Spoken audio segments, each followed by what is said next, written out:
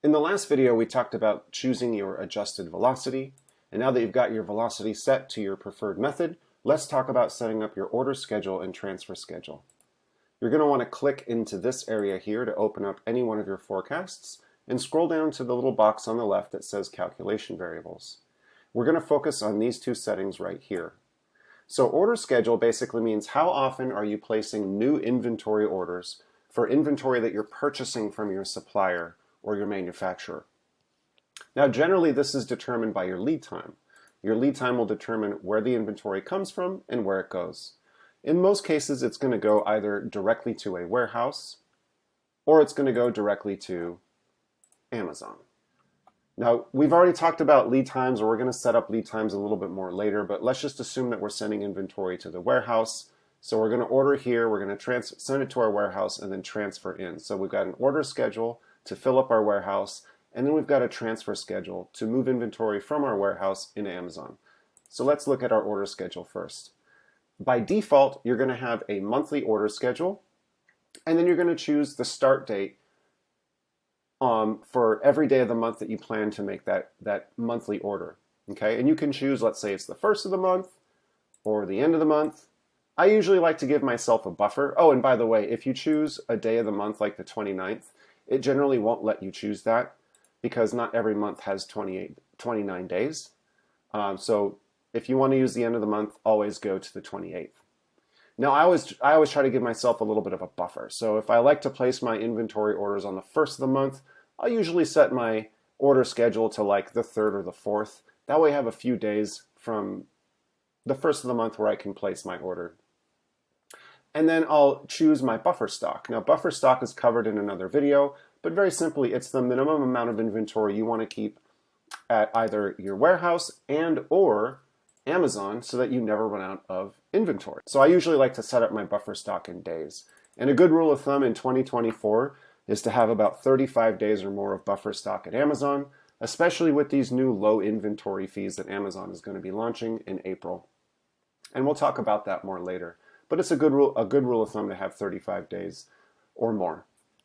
And then your warehouse buffer stock is completely arbitrary. It kind of depends on where your warehouse is and your transfer time and all that. But just for fun, I'll put an extra 10 days of buffer in my warehouse because I have a 10-day transfer time and I always want to make sure that I have a little bit of extra inventory in my warehouse. Okay, so we're going to place our order every month starting on the 4th, and I'll just click Save. Now today is March 5th, so the next available order would be on April 4th. And if we look at our timeline here, we can see that on April 4th, there is a recommendation to place a new order. Let's look at some other options for my order schedule.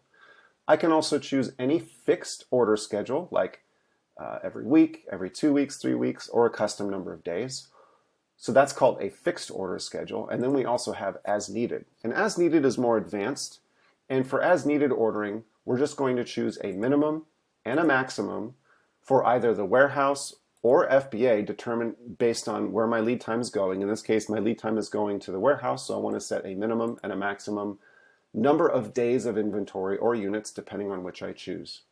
So I want to always maintain 35 days of buffer at my FBA, and I always want to maintain at least 10 days of inventory at my warehouse, but not a whole lot more. And I can make this spread as large as I'd like. So I can keep a lot of inventory at the warehouse, but make sure I never go below 10, or I can just keep a very small spread just to make sure I have between, let's say, 10 and 15 days and also 35 days in Amazon. Keep in mind, if I try to go less than that, it will not let me. It's always going to give me a warning that I have to have at least 5 days or 5 units spread. There must be a spread between my minimum and my maximum, whether it's going to Amazon or whether it's going to my warehouse. So in this case, I'm just going to choose a 15-day maximum. So that's called min-max restock. Okay, let's talk about transfer schedule. By default, this is set up to every week, and you're going to want to set your buffer stock, which you've already set in your order schedule. Now, if you have a lead time that goes direct to FBA, you don't need to set up a transfer schedule because you're not transferring anything from the warehouse. But if you do want to set a transfer schedule, and if you're using a warehouse, it'll be the same thing. Choose as needed or fixed, and the day of the week or month that you want to place that, and your minimum and your maximum if necessary. You can only set a maximum if it is as needed. And if your lead time is going to a warehouse, then you can set your minimum and your maximum transfer schedule. Again, and I know I'm repeating myself, if your inventory lead time goes direct to FBA, you don't need to worry about the transfer schedule. You would simply do an order schedule. This is only for transferring inventory from your warehouse into Amazon. And the same rules apply. You need to have at least a 5-day spread, and it can be as low and as high as you'd like. Typically, a minimum of 35 days because of those low inventory fees at Amazon, and probably no more than 90 days so you don't run into long-term storage fees. And now we have a pretty standard setup. We've got monthly orders and as-needed transferring. So we're refilling our inventory and we're transferring as needed based on min-max FBA. And as you can see, we've got our monthly orders over here. And then once our inventory arrives, in this case, this is a demo account, so we're almost out of inventory, but we're transferring as needed.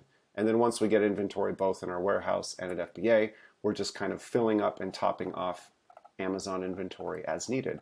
And the great thing about SoStocked is we build an entire inventory timeline so you can see how everything pans out over the course of the year, which is really cool. All right, stay tuned for the next video where we're going to go into some of your other options for setting up your forecast.